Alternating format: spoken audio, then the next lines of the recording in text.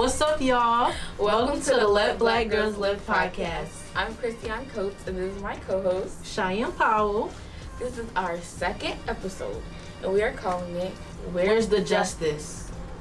On last week's episode, you met Tiffany and Janiyah. They talked about peace and equality.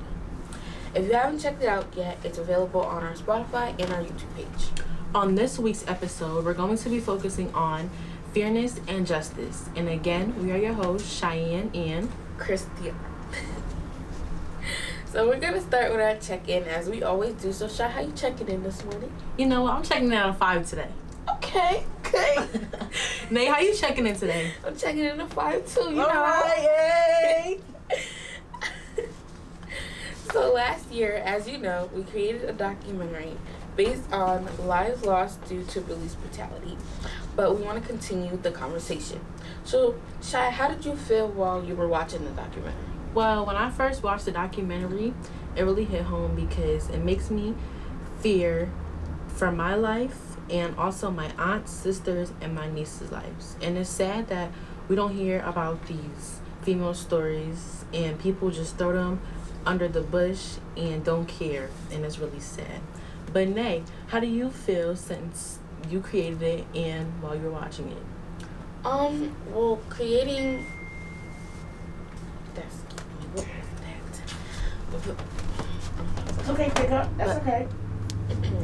While creating the documentary, I was really upset and sad that a lot of the stories weren't shared, and a lot of people didn't really know about it, and I know I didn't know about any of the stories.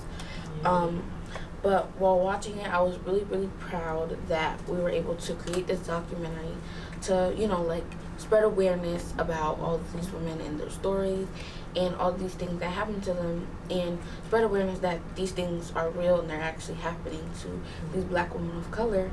But it was also very heart-wrenching to know that these stories were real and that nobody knew about them and nobody really cared. There was no justice or fairness shown in their stories at all. But we're also going to define what these words mean. So what does fairness mean, Shy?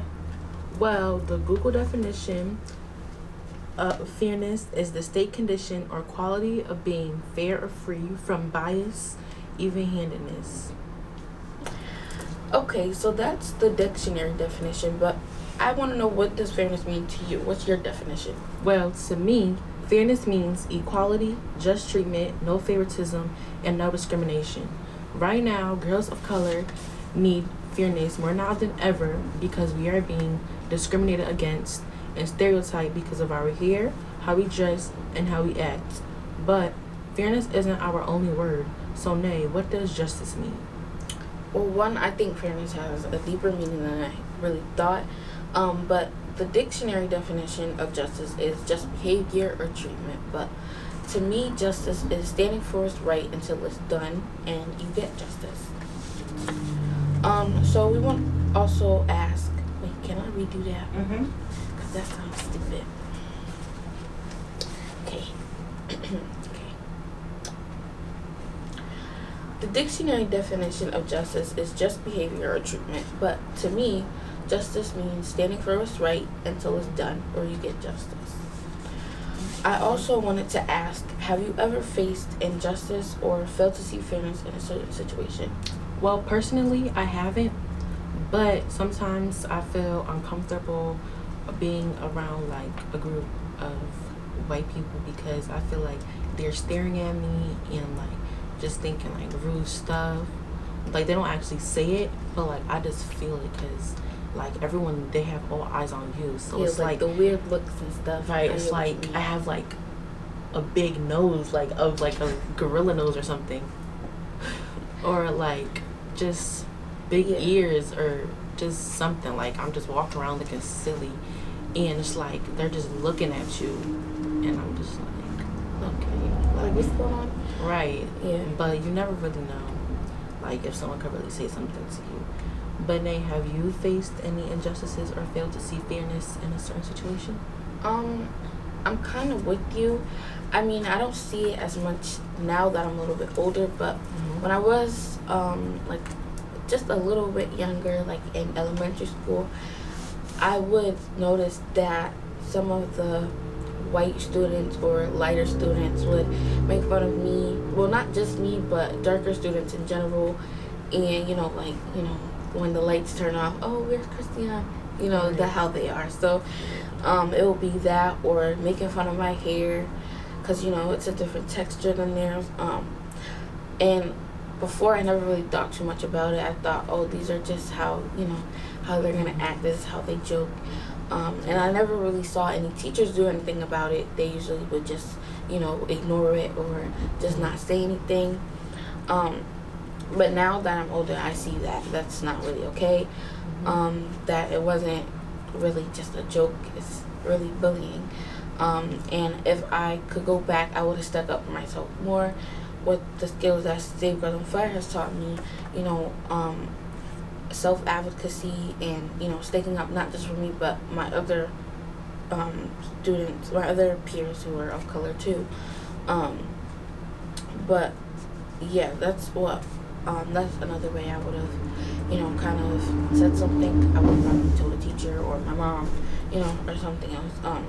And another thing, like my mom always told me, and my aunt, they always told me to not let nobody play with you, which means like don't let nobody like treat you a certain way that you don't want to be treated. Stick up for yourself. So that's something I would have did if I would have known how to do it when I was younger. That's a great answer. Thank you. And I feel like it's really the teacher's responsibility to actually like help the student out, because like some teachers really don't understand of what a child of color is really going through, because like you're a teacher, you're gonna have like a special privilege, or like you're not really gonna care about like a student or won't do anything. I feel like if a student does to the teacher, it's not really gonna like the teacher isn't really gonna do anything. They're just gonna go to the principal's office and get in trouble, but like they're not really gonna take action or actually do something about it. I feel like I agree with you on that. I mean, I think that with teachers, they probably don't know how to go about it, or they just don't care. Probably because, they're not us. They can't really relate to it, so they probably wouldn't know how to feel or what to say, or maybe they just don't care and they don't want to say anything. But this has been a good conversation. Yeah. So we're gonna roll a clip from the documentary on justice and fairness. When I hear the phrase, "let black girls live," I think about getting justice. Say her name, Cheyenne Livingston. Cheyenne Livingston didn't receive justice after she died in a holding cell. After begging for 7 hours for help for her stomach pains, she received no attention until she had a seizure and died in a holding cell. When I hear "let black girls live," I think of fairness. Say her name, Breonna Taylor. Breonna Taylor was a 26-year-old aspiring nurse and EMT worker who loved helping others. She died in her home on March 13th. The police entered her home without a warrant, and her boyfriend shot his gun in self-defense. The police shot back multiple times. She was shot 6 times. Wow, whenever I see these parts of the documentary, I learn something more from it. I learn, because there's like little pieces I might miss, and when I rewatch it, I just gain knowledge. Yeah. I gain knowledge, and I feel like it's good to keep watching it over, because there are little pieces you can miss and not really hear or really understand what it means. So, yeah. I agree with you, because even though I was in the documentary, I still missed little bits, like during our first time watching it, and then during the second time, I was like, oh, I did not catch that the first time. Like, what? And like, I feel like every time you watch it, I think it's the same with like reading. Every time you read something, you read it again, and then you miss something. And it's like, oh, look at that. Yeah. All right, now I have a question. So, was it kind of hard filming the documentary? Like, was there like little pieces that were like hard? I would say the hardest thing about it was probably doing the research, because it's kind of hard to find stories about it that people don't already know. And a lot of times in some of the women's stories, the story would be altered towards like the police officers aspect, or like the city's aspect, and not their family and what really happened to them. Or sometimes officers, they alter the story so you don't get the real full story. So I think the hardest part was really trying to figure out what really happened. I mean, for the most part, it wasn't hard per se, but it was a little bit difficult because we had never made a documentary before. So, but we did have a lot of help from the staff members here at Save Girls on Fire and our other helpers. But that was a good question. I never really thought about it. Yeah. So, what was your favorite part? I know we talked about the documentary, but I never heard your favorite part before. My favorite part. I would have to say my favorite part is when y'all were like acting out the scenarios that happened, so then I could really get like a visual of like what actually like What's going on? Yeah, what actually was going on. Cause like I never heard of those stories, never heard of like the thing they was actually going through. Yeah. So yeah, I would say that would probably be my favorite part. Okay. What was your favorite part? Since I had a lot of favorite parts. But my favorite part was my story, of course. And towards the end, during our interviews, Jania's mom spoke, and it was really powerful. It was really engaging. I guess you could say, it was very elaborated. She spoke a lot about, people of color, like what they go through and stuff. So I think those were my favorite parts. I mean, I enjoyed all of the girl stories, of course. yeah, But I loved everything about the whole documentary. It seemed hard. yeah.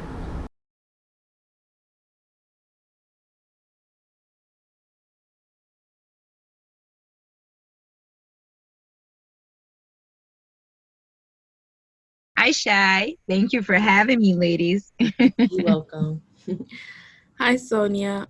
So we usually check in from a 1 to 5, 1 being the lowest and 5 being the best. So we want to know how you're checking in today. I am checking. You said 1 is the lowest, right? Yeah. I'm at a 5 right now. Okay, that's good. Hey. How about you? What are you checking in at? I'm checking in on a 5 too. Like it. I like it. So we wanted to bring you on to discuss the documentary and our topics, justice and fairness. But first, we want to ask you, what does justice and fairness mean to you? It means an equal playing field to me. It looks as though everyone is uncovering that there's a huge imbalance and there needs to be a shift. So justice and fairness means that it's equal for everyone across the board. Okay, I like that was that. a good answer. I like that. So we also wanted to ask you about the documentary. We wanted to know what part was like your favorite or intrigued you the most. I think the entire video, I can't pinpoint just one particular point that stood out to me. I thought the video was very well put together. You ladies held your poise, and it was short, to the point, but I learned a lot of things that I'd had no idea about by watching the video. So that's what stuck out to me, the entire video, because it was engaging throughout, and I learned some things that I had no idea. It shed some light on some things that I had no idea about. Oh, Okay, that's okay. So all right. So we want to ask you one more question: have you faced any injustices or failed to see fairness in any situation because of your skin color? I believe that I've probably been more subject to indirectly experiencing it. I've never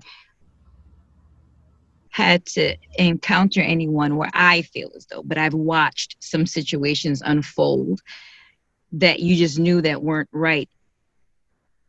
So not for me personally, but I have quite often watched someone else experience it.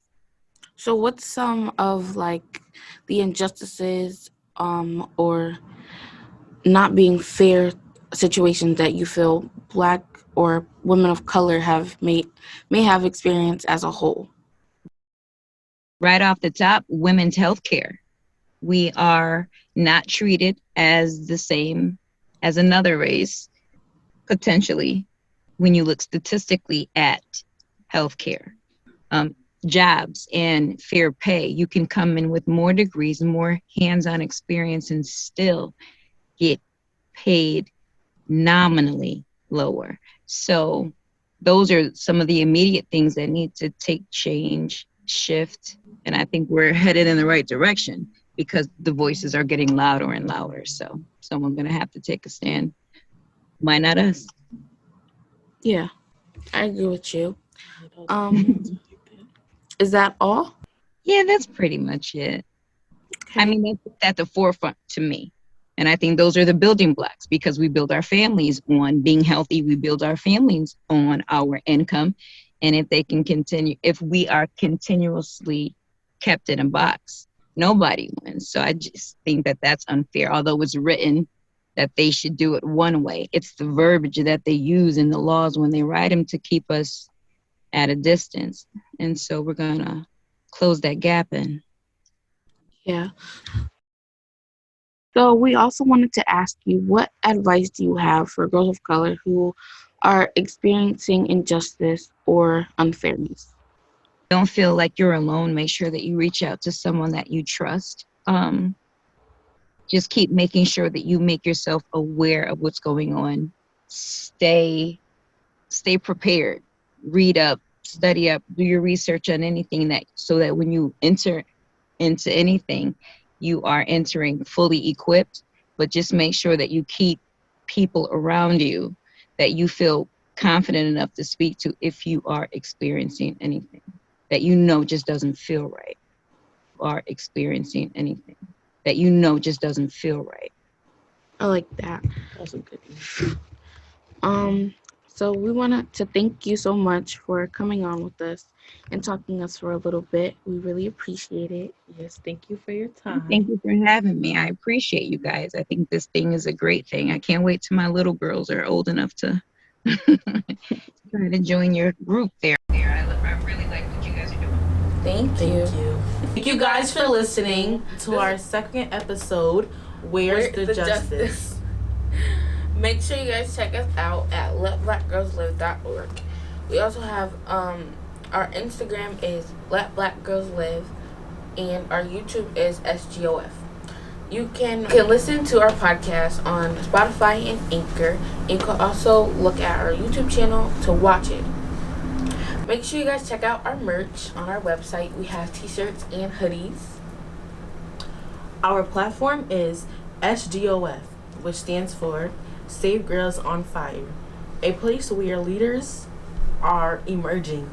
You can visit our website at sgof.org. Let Black Girls Live.